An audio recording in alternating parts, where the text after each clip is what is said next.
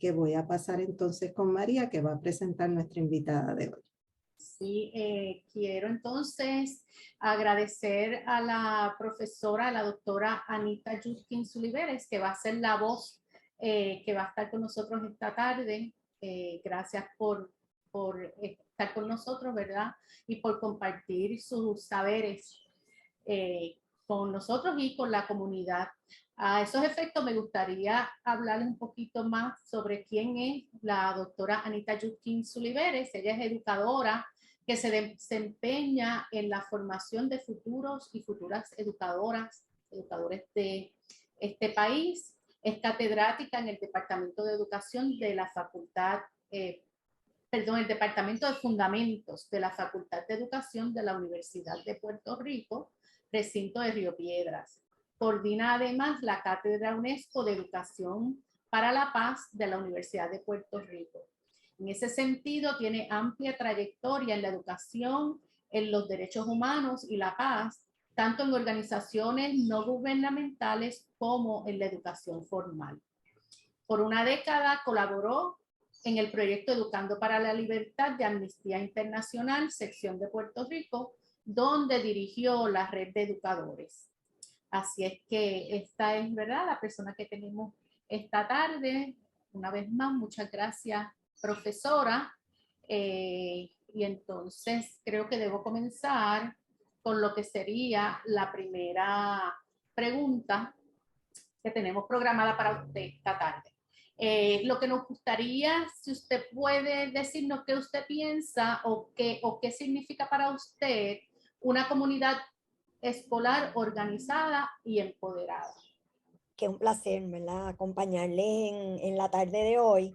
Y que lo que voy a responder a esa primera pregunta va en la misma línea de lo que ya la profesora Eileen Segarra mencionó en la introducción de nuestro intercambio de hoy, que para mí, ¿verdad?, que todas las partes de la comunidad escolar, los estudiantes, los maestros, las maestras, los empleados, los padres, madres, se sientan parte de esa comunidad escolar, ¿verdad? Que para mí la palabra comunidad no se refiere a lo que está fuera de la escuela, sino a todas esas personas que integran la escuela y a la vez, ¿verdad?, los padres y la comunidad aledaña a esa escuela son parte de la comunidad escolar y que todas esas personas, especialmente los estudiantes, vean factible su participación en asuntos importantes para la escuela, ¿verdad?, y para su educación. También en asuntos que tengan que ver con la organización del plantel escolar, su espacio y las actividades que allí se realizan, tanto en el horario escolar regular como fuera, ¿verdad?, de ese horario. Y sobre todo, que esa comunidad, en el sentido amplio, se sientan que pueden incidir en lo que en esa escuela ocurre y en la vida de sus hijos, de sus hijas, que son la razón de ser de las escuelas. ¿Cómo usted relaciona el concepto de educación por la paz con la integración de los miembros a la comunidad escolar? Pues yo pensé que se relaciona de dos maneras particulares, ¿verdad? O las dos maneras más importantes. Uno es por el tema de los derechos humanos, ¿verdad? Sin respeto y promoción de los derechos humanos de todos esos integrantes de la comunidad escolar, pues no hay paz, ni podemos estar hablando de educar para la paz, ni de que podemos vivir en paz, ni nada por el estilo. Así que la primera forma en que se relacionan sería en que tenemos que pensar que esa comunidad escolar debe ser un espacio promotor de los derechos humanos, de la niñez, de los adultos, de la comunidad, de la juventud. Eso es fundamental. Si generamos conocimiento, ¿no?, sobre los derechos humanos vinculados a la educación, vinculados a las condiciones de vida de la comunidad, tanto dentro de la escuela como fuera, pues podemos fomentar participación en identificar esos derechos que no se cumplen o que sí disfrutamos de ellos y tenemos que trabajar para que los disfruten todos y todas los miembros de la comunidad escolar. Así que eso sería una primera manera. La segunda manera tiene que ver con el tema de la violencia. En la educación para la paz hablamos de que aspiramos a construir paz en varias esferas o en varios niveles, si le queremos llamar. Uno es paz contigo mismo, ¿verdad? Cómo cultivamos la posibilidad de que las personas desarrollemos paz interior. Paz con los demás, que tiene que ver con las relaciones interpersonales o las relaciones entre grupos o las relaciones con la comunidad. Y paz con la naturaleza, que tiene que ver, sí, con el entorno natural, pero con todo aquello, ¿verdad? Social y natural que nos rodea en relación al trabajo que hacemos en el espacio escolar. Si pensamos en esos tres niveles o tres esferas, pues tenemos también entonces que pensar cómo podemos identificar esas violencias para trabajar y proveer formas que podamos abordarlas y superarlas con la familia, con los adultos en la escuela, con los niños, niñas y jóvenes que son parte de la comunidad escolar. ¿Qué cosas nos afectan como individuos? ¿Qué cosas nos afectan en las relaciones con los demás?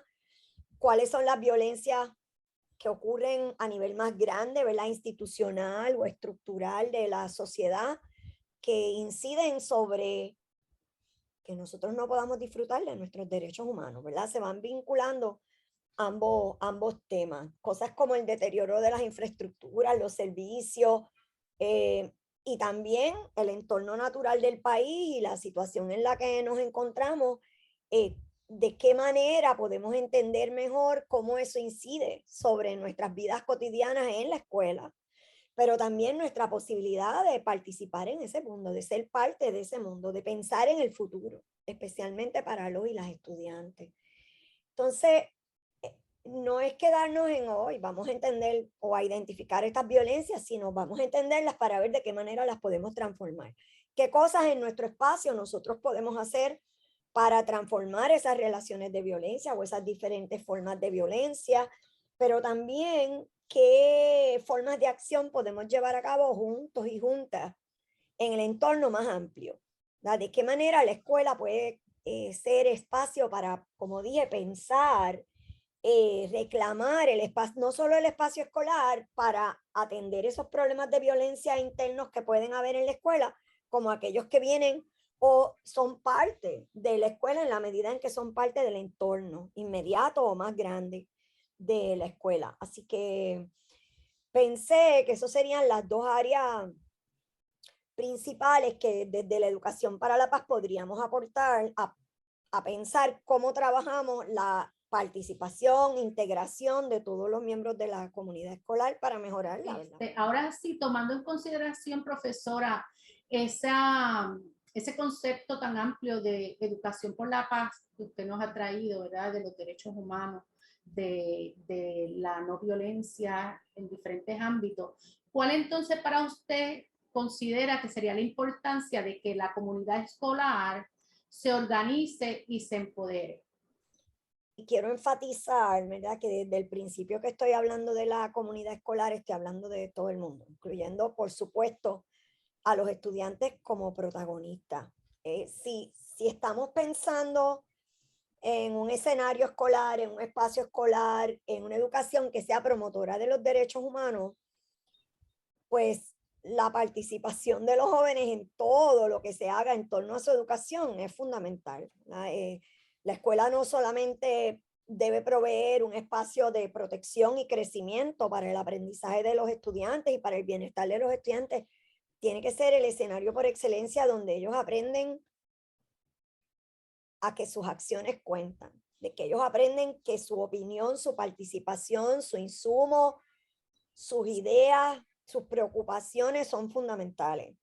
Y yo pienso que ellos ahí, ¿verdad? La importancia que puede tener el que los estudiantes y las estudiantes se empoderen o apoderen de su espacio escolar o educativo, empieza por ellos pensar en posibilidades para el futuro, ¿verdad? ¿Cuál es la escuela que yo quiero? ¿Cuál es la escuela que necesito? ¿Por qué necesito eso? ¿Y de qué manera eso que yo quiero o que yo necesito facilita el que otros estudiantes también gocen de sus derechos. ¿A qué educación tengo derecho? ¿Verdad? ¿Y qué podemos hacer para conseguirlo? En lo inmediato, que puede ser desde el salón de clase hasta la organización escolar, hasta la participación de los padres, madres y la comunidad más amplia en promover esa posible visión y cambio que podemos generar desde la escuela, desde una óptica de derechos humanos. Y eso pues posibilita para una participación que les hace viable el por lo menos pensar y comenzar a actuar hacia una escuela que no es la que tenemos ahora. Y eso me parece, sería muy importante. Lo segundo es en términos de los adultos, yo pienso que incluyo padres, madres, maestros, maestras, otro personal escolar. Yo pienso que la importancia del empoderamiento o por qué queremos que estén empoderados en relación a su escuela tiene que ir en la línea de posibilitarnos entender los asuntos que afectan a la escuela o inciden en la escuela, ya sea para bien o para mal, desde una perspectiva más amplia, la macro, porque nos pasa que estamos todo el tiempo apagando fuego. Ahora hay que resolver el problema de que se filtró el agua. Ahora hay que resolver el problema de que no hay papel para el baño o no hay papel para las maestras o en este momento no tengo el recurso de educación especial. Todo eso es bien importante y necesario, pero estamos tan ocupados atendiendo situaciones de emergencia, ¿verdad? Porque los servicios no son los adecuados o no están organizados adecuadamente o no llegan al plantel escolar, que perdemos como de perspectiva que todo se vincula y que tenemos que poder entender pues esto desde una perspectiva más amplia que nos posibilite salir del hoyo, ¿verdad? De estar todo el tiempo apagando fuego en torno a lo que se requiere para que la escuela funcione. Desde la planta física hasta los materiales, hasta, ¿verdad? Las situaciones particulares, conflictivas que se pueden dar en el entorno escolar o en la comunidad. Yo pienso que el poder pensar, ¿verdad? Cuáles son las situaciones que aquejan a la escuela y poder atar cabo y cómo entonces podemos ir organizándonos para abordar esto de una manera más sistemática que no sea, ¿verdad?, estar atendiendo lo inmediato. Tengo una duda en cuanto a la respuesta, en específico cuando menciona a los jóvenes como ciudadanos de derecho, básicamente que deben apoderarse, ¿verdad?, de lo que es su educación, de lo que es su escuela, etcétera. Mi pregunta es, ¿eso incluiría también a la niñez? Claro, claro, cuando hablamos de adoptar un enfoque de derechos humanos en la educación, no estamos hablando solamente, ese es un aspecto muy importante, de que tenemos derecho a una educación que sea accesible, que sea adaptable a las necesidades de los estudiantes y que sea una educación de calidad a lo largo de la vida, que es de lo que hablamos hoy en día. Eso es parte del derecho a la educación, pero en una mirada desde los derechos humanos, en las prácticas educativas, en las políticas educativas, en las decisiones educativas, se tiene que respetar los derechos humanos, reconocer, promover los derechos humanos de los estudiantes y de las estudiantes, desde preescolar hasta cuarto año. Claro, un niño de preescolar o un niño de sexto grado no necesariamente tiene las mismas maneras de participar o podemos facilitar las maneras de participar que un estudiante más grande, pero todos tienen el derecho a hacerlo y nosotros tenemos la responsabilidad de buscar las maneras en que esa participación se hace viable. Con los más chiquitos no es lo mismo que con los más grandes. Pero voy a dar un ejemplo concreto. ¿Cómo determinamos cuáles son las normas bajo las cuales vamos a convivir en este espacio educativo. Yo le puedo preguntar a un joven de intermedia y de superior, mira, ¿cuáles son las cosas que tú quieres que rijan cómo vamos a trabajar aquí y tomar decisiones en un grupo? A un niño más pequeño, y esta idea no es mía, ¿verdad? Es una iniciativa que la maestra Joan Figueroa ha hecho por muchísimos años, especialmente cuando estaba trabajando en la escuela elemental de la Universidad de Puerto Rico. Ella empezaba preguntándoles, ¿cómo tú quieres que te traten? A ti, a cada uno. Decían, bueno, ay, a mí no me gusta, por decir algo, que hablen mal de mí. Ok, pues ¿cómo lo ponemos en positivo? ¿Cómo tú quieres que te traten? Pues que sean mis amigos, que sean, que digan cosas buenas de mí. Vamos haciendo una lista y de eso que ellos como individuos van proponiendo, diciendo, esto es lo que yo quiero que pase, pues vamos ahora a movernos a cómo esto lo convertimos en las maneras en que nos vamos a tratar todos en el salón.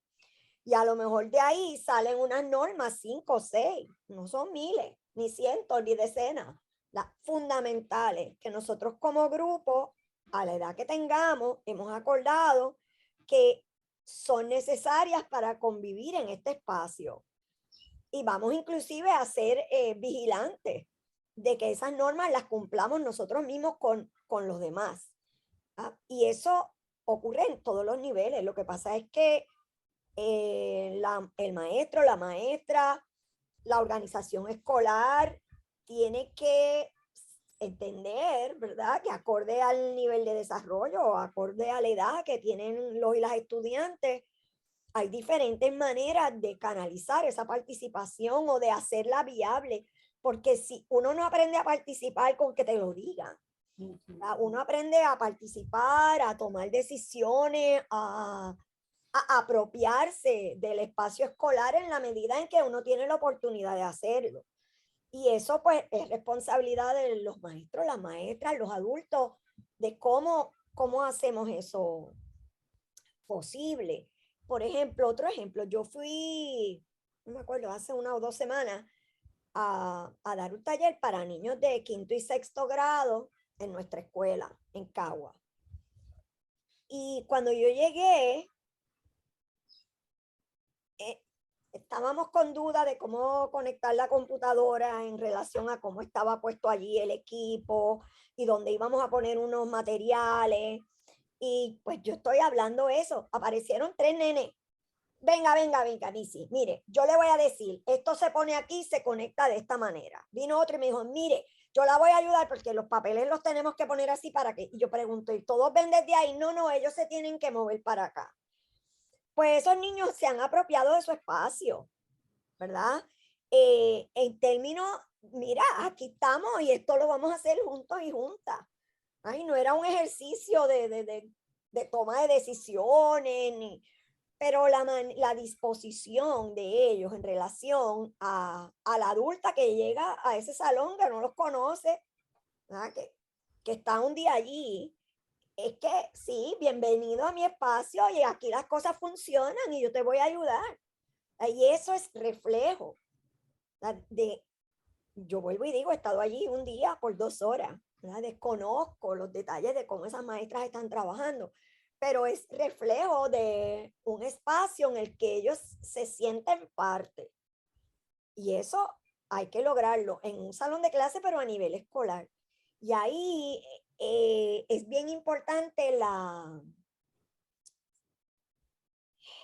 que sea cónsono lo que está pasando, porque hay maestros y maestras que tratan de hacer maravillas en su salón de clase, pero la dirección escolar o la organización escolar se lo boicotea o hace cosas, ¿verdad?, que van en otra dirección. Claro que el Departamento de Educación tiene un reglamento, claro que hay unas cosas, ¿verdad?, que hay que seguir en relación al sistema público, pero más allá de lo que eso diga, ese espacio es de esa escuela.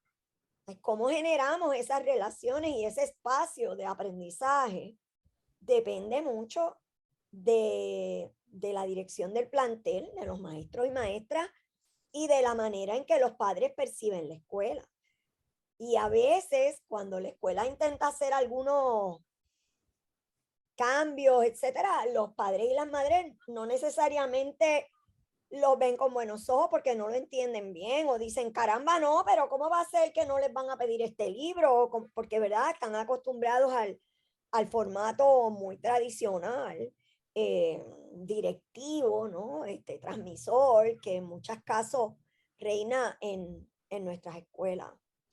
Pero cuando dije eso sobre el asunto de la participación de los estudiantes con un papel protagónico, es porque nosotros no podemos hablar de los adultos nada más, ¿verdad? Si estamos hablando de la educación, y de la educación estamos hablando que es para niños y jóvenes. Y ellos, desde una óptica de derechos humanos, pues tienen el derecho a participar de esa manera en relación a su experiencia educativa, ¿no? Retomando un poco quizás lo que mencionó sobre las dificultades del día a día, que estamos envueltos en muchas otras cosas, y esta importancia de que los estudiantes se vayan apropiando de su espacio y la comunidad en general. ¿Cómo entonces la educación por la paz podría aportar a que ese proceso continuo de empoderamiento de la comunidad escolar se dé? ¿No? ¿Cómo se puede fomentar esa organización, esa participación dentro de esa cultura de la paz?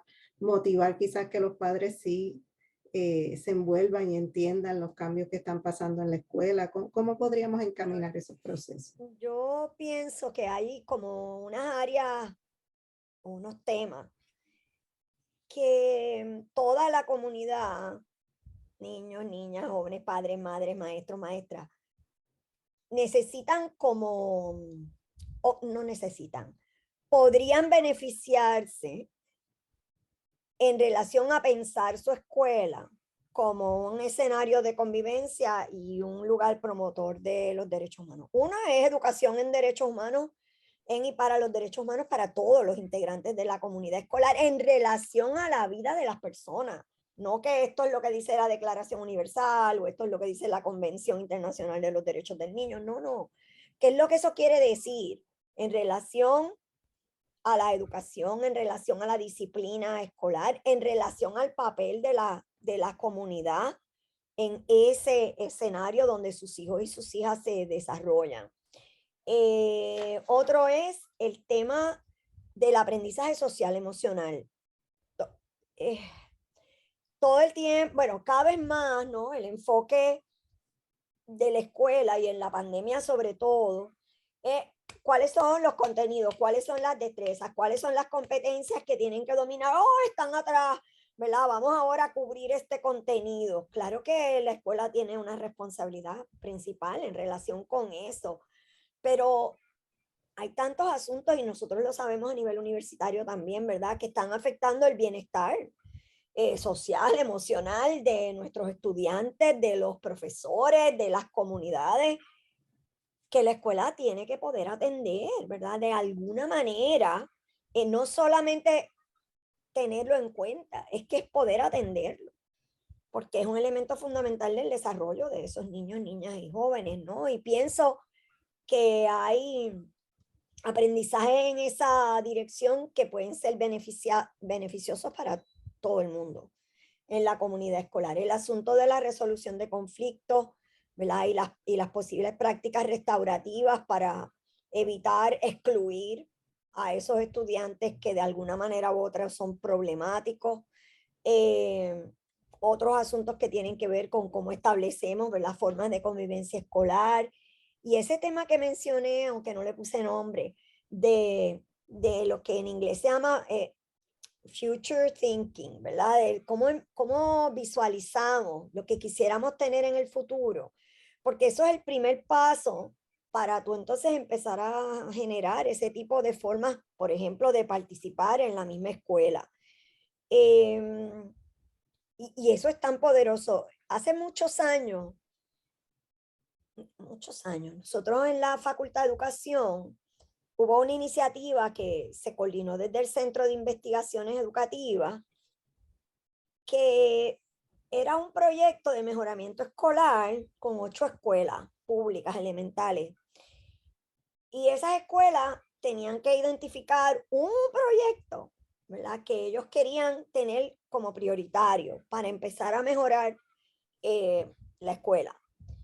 2 o 3 de esas escuelas identificaron lo de las relaciones con la comunidad, y lo trabajaron. Hicieron no es que resolvieron todo el asunto, ¿verdad? Pero esa era su prioridad, se enfocaron en eso y trabajaron para lograr que esas relaciones se dieran de una manera beneficiosa para el aprendizaje y para la escuela. Y una de las escuelas, que era donde yo estaba trabajando, escogieron un proyecto de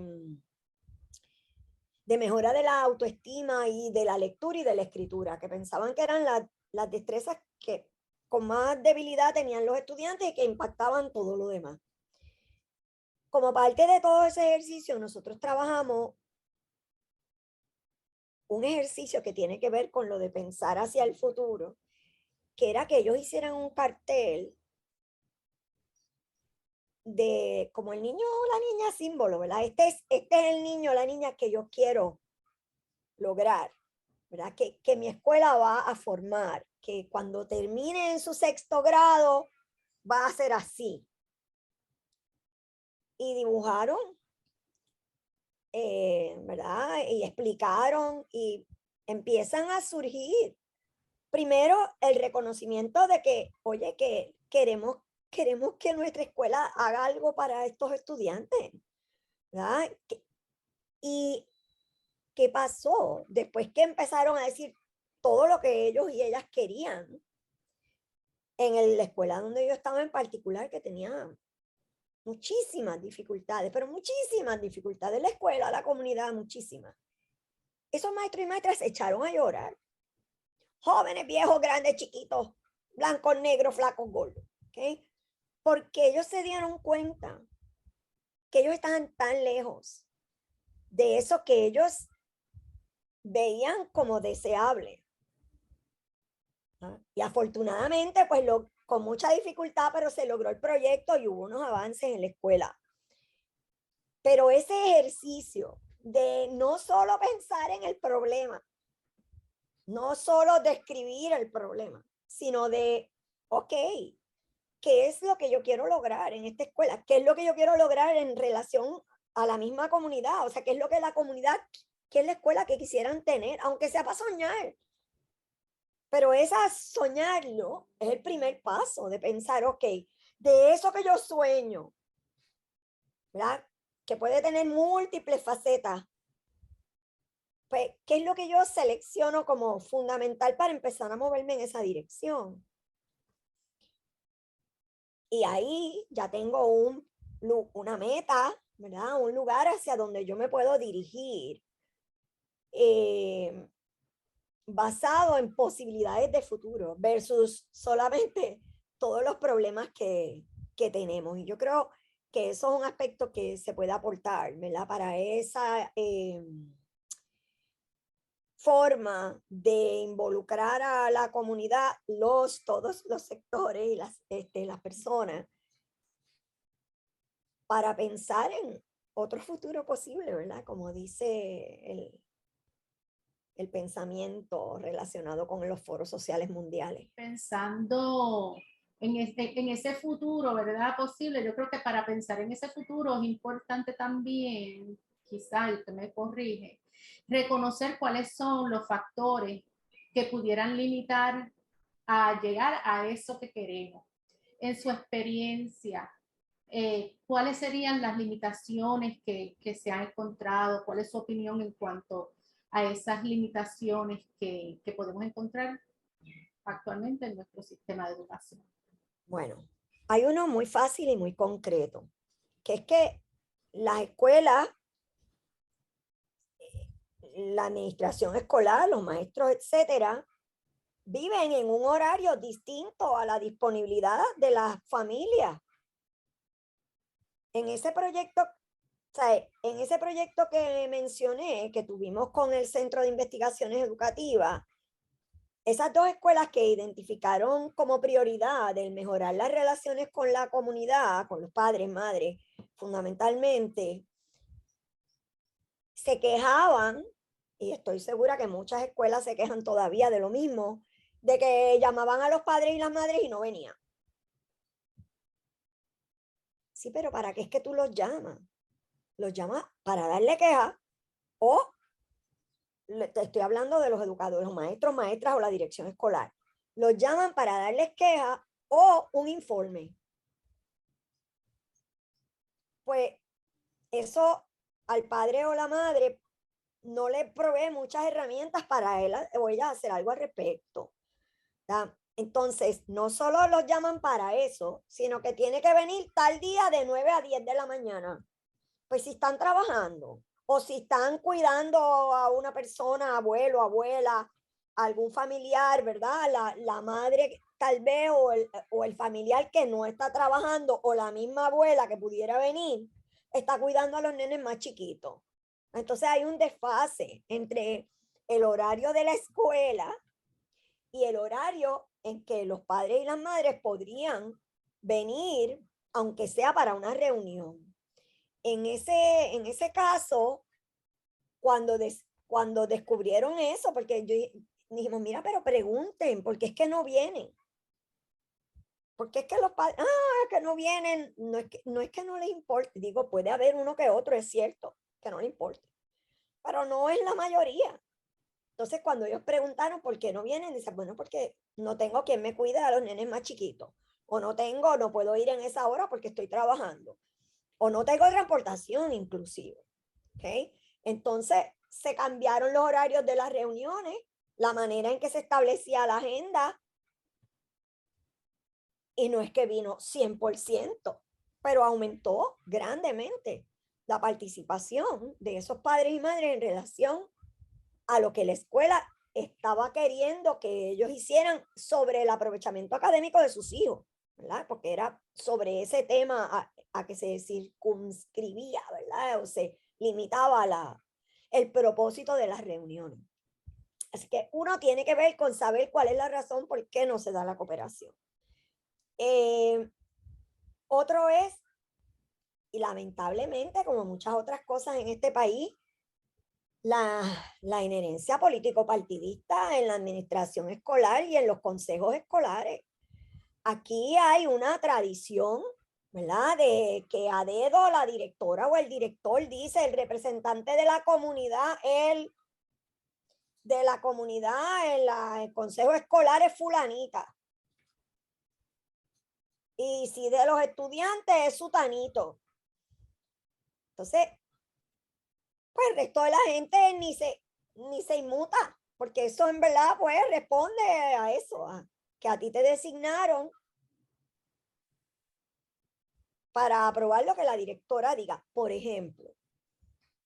O te designaron, hay ocasiones que es porque es la única mamá o papá que dice yo puedo, pues, ¿verdad?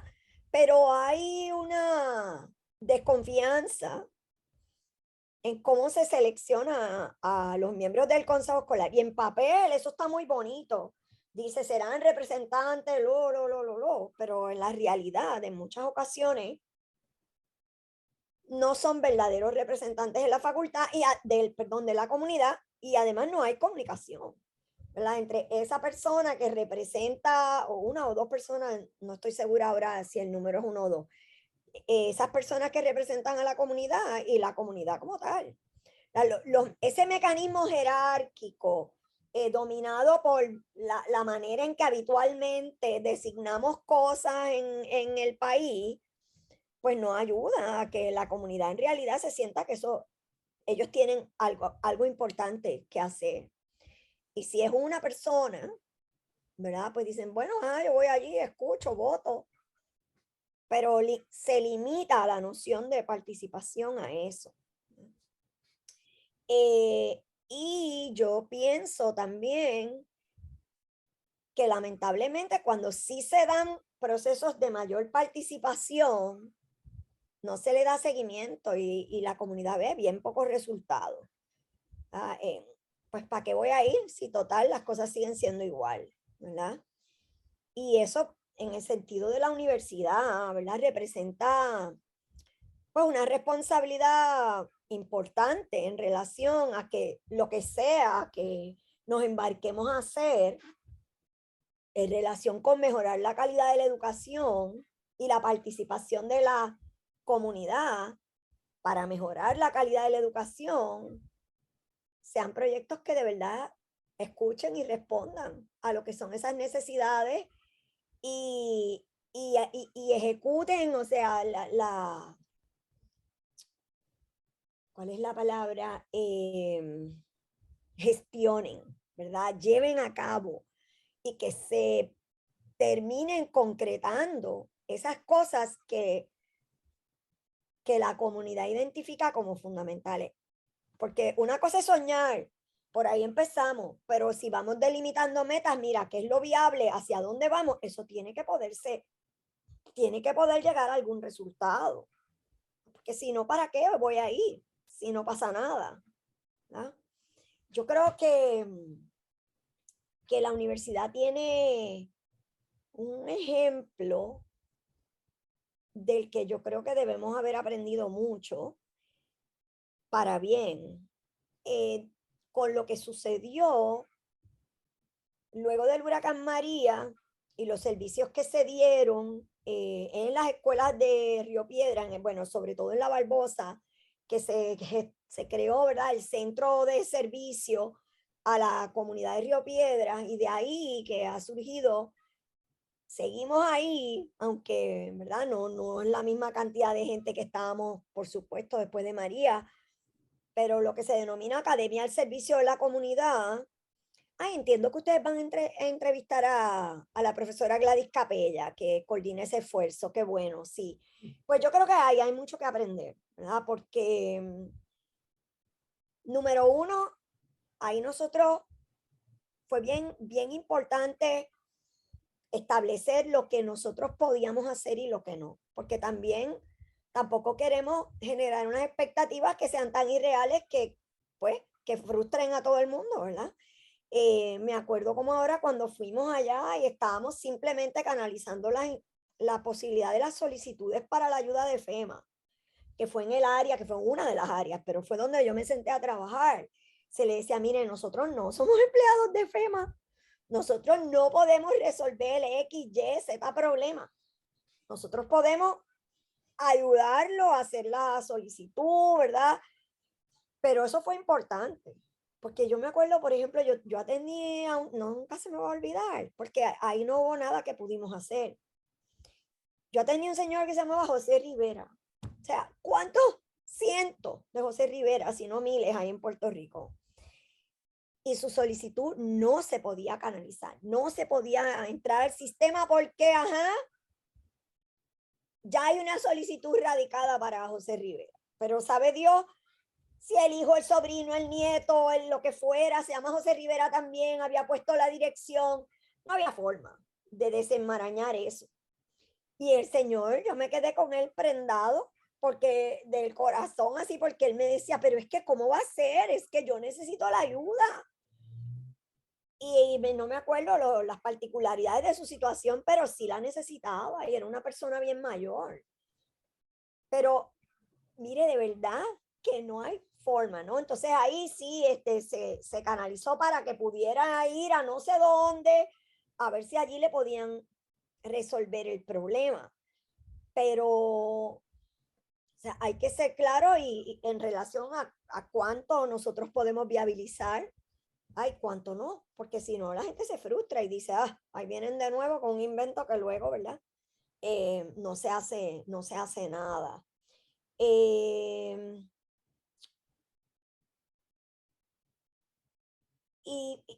Y nosotros tratar, ¿verdad?, de sí canalizar aquellos servicios que existen y que muchas veces ni la escuela ni la comunidad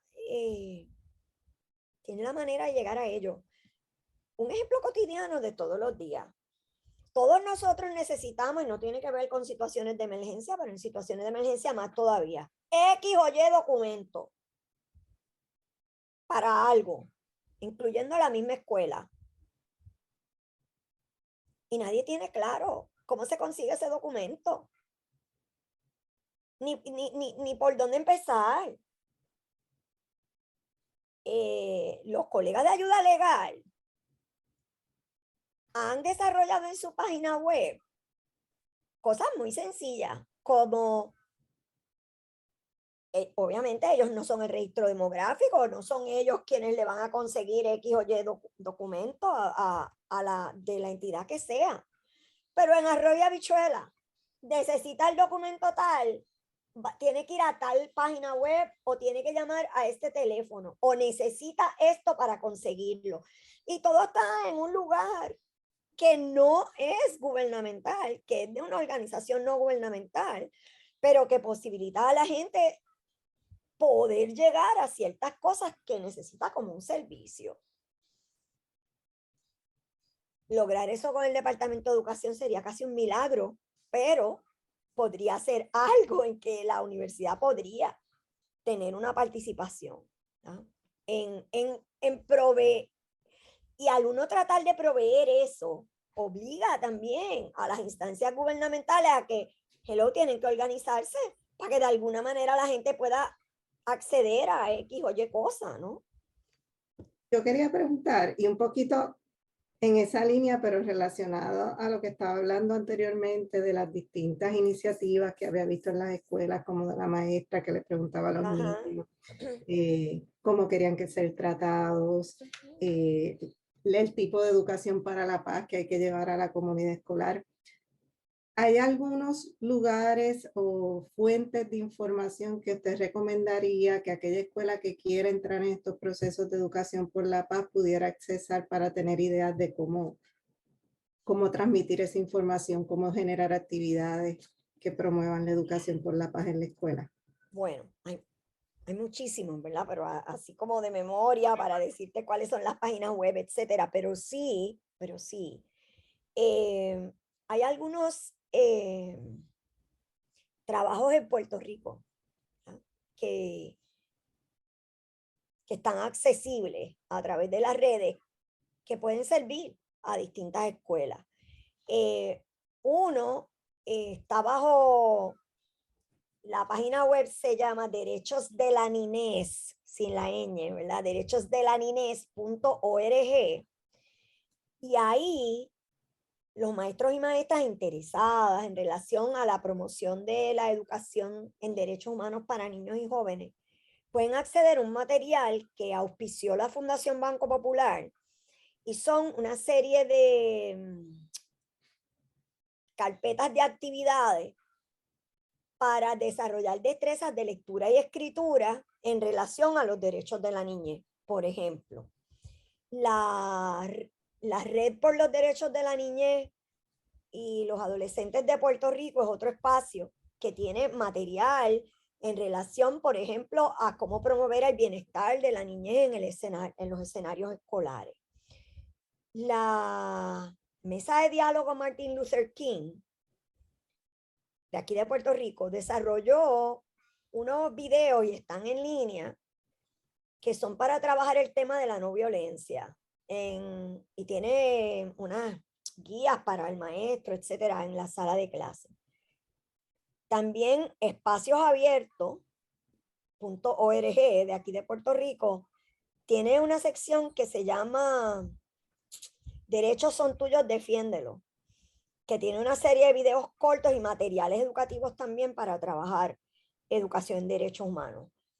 Sobre la participación comunitaria, resolución de conflictos, etcétera. Hay múltiples espacios, ¿verdad? A nivel por publicaciones que se encuentran fácilmente disponibles en las redes, ya sean generadas por la UNESCO, por UNICEF, hay unas iniciativas muy valiosas que se han hecho en España, por ejemplo, por la Junta de Andalucía, también generadas en Argentina, en Chile. Hay una página que es una página general en los Estados Unidos que se llama, que cambiaron el nombre, por eso estoy pensando, Learning for Justice. Y esa página web trabaja temáticas educativas, pero basadas, ¿verdad?, en cómo generamos prácticas educativas inclusivas, participativas, que empoderen a los aprendices y sus comunidades. Y ahí hay, cuánto tema uno, ¿verdad?, quisiera trabajar, especialmente temas relacionados con raza, género, pobreza, que es muy valiosa esa página, que se llama Learning for Justice, que es de una organización no gubernamental en los Estados Unidos. Nosotros en la Cátedra UNESCO de Educación para la Paz, lo que hacemos es que generamos unas hojas informativas con recursos que recomendamos que deben estar disponibles, digo deben, porque no sé cuán actualizado está, pero usualmente están disponibles en nuestra página web, que es unescopas.uprrp.edu. Pero verdad, es un campo muy amplio, hay muchos recursos afortunadamente disponibles libre de costo, ¿no? A través del internet de organizaciones que trabajan estos temas. Aquí quise dar los ejemplos de Puerto Rico primero, pero aquí y a nivel de América Latina, de Estados Unidos y a nivel internacional también. Me parece que, aunque se supone, ¿verdad?, que estamos regresando al escenario presencial, digo estamos regresando porque aunque digamos que hemos regresado, esto es una transición que está siendo bastante difícil. El regreso, yo creo que peor que cuando tuvimos que salir corriendo, porque salimos corriendo, fue rápido, fue abrupto, tuvo miles de consecuencias y problemas, pero no había más nada que hacer, ¿verdad? Ahora hay muchas grises en ese proceso de regresar al escenario educativo presencial a todas las edades. Y hay una serie de trabajos importantes, tanto de la UNESCO como de UNICEF, para trabajar el bienestar emocional de todos los miembros de la social, emocional, de todos los miembros de la comunidad escolar. O sea, más allá de cómo técnicamente trabajamos el asunto de la hibridez y todo lo que tú quieras, sino en relación a cómo nos vamos a organizar para educarnos de una manera que no sea dañina, afectiva y emocionalmente para los estudiantes y los maestros y las maestras. Y en reconocimiento de necesidades de las comunidades, ¿verdad?, de padres, madres y circundantes a la escuela, porque el proceso es bien difícil. Ustedes como profesoras universitarias tienen que saber, esto ha sido Troya y nosotros estamos con los grandes, ¿verdad? Los que de alguna manera u otra, ¿verdad?, tienen más conocimiento y más herramientas para trabajarlo que con los más chiquitos o los más jóvenes. Creo que es algo que las escuelas han, según nos tiraron abruptamente, ¿verdad?, a las casas por la situación de emergencia, también se ha regresado, tal vez no tan abruptamente, pero con la misma suposición de que regresamos, volvemos y dale, que vamos a ver cómo nos va. Y la cosa no es tan fácil, no es tan fácil.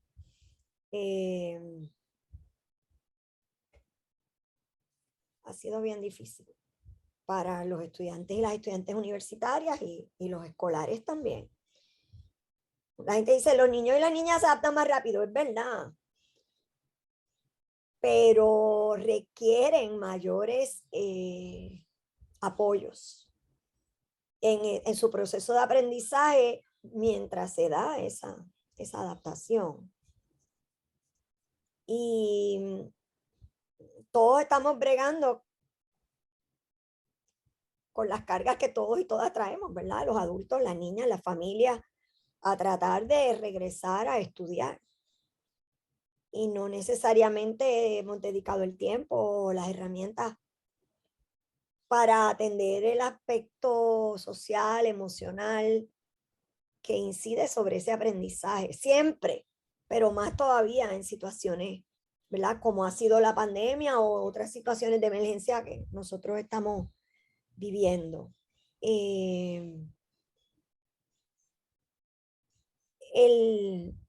Esto no está directamente relacionado con Educación para la Paz, pero hay unos materiales ahí muy valiosos. La Universidad de Harvard tiene un centro de estudio que se llama Center on the Developing Child, ¿no? El Centro de Estudios sobre el Desarrollo del Niño, que han desarrollado una serie de trabajos conceptuales, trabajos académicos y de propuestas en relación a cómo atender, por ejemplo, lo que es la educación luego de procesos traumáticos, lo que es la educación y la comunidad en relación a múltiples factores de estrés, o lo que ellos llaman estrés tóxico, ¿no? Y cómo trabajar también otros aspectos. Pero esos trabajos son trabajos, ¿sabes?, académicos, conceptuales, de investigación, pero que proveen un conocimiento importante, especialmente para los que somos profesores, profesoras universitarias, para dirigir, ¿verdad?, o encauzar algunos trabajos que querramos hacer en las escuelas, o con aquellos que van a servir o trabajar en las escuelas, como pueden ser los maestros, trabajadores sociales, etcétera. Que nosotros sabemos que hemos pasado unos procesos los últimos 5 años de, o sea, un cantazo, un cantazo, un cantazo, un cantazo, un cantazo, un cantazo todo el tiempo. Pero no somos los únicos, ¿verdad? Y hay bastante trabajo que se ha hecho en relación a qué es lo que tenemos que hacer, por ejemplo, en situaciones de emergencia, o qué es lo que tenemos que hacer en relación a múltiples crisis como las que estamos viviendo, y la importancia que precisamente debe tener la educación y el espacio escolar en el servicio a la comunidad para atender todo eso, que yo creo que es algo que nosotros deberíamos trabajar. Nada, a lo mejor suena como mucho, pero yo creo que no nos podemos quedar no sé, no nos podemos quedar solamente en mirar hacia atrás y quejarnos y describir el problema que existe, ¿verdad? Hay que usarlo como punto de partida para trabajar en relación a lo que las escuelas y las comunidades podrían necesitar, y que nosotros podríamos ofrecer, porque tampoco podemos ofrecer la utopía que no necesariamente podemos construir, pero sí algo para empezar a caminar en esa dirección.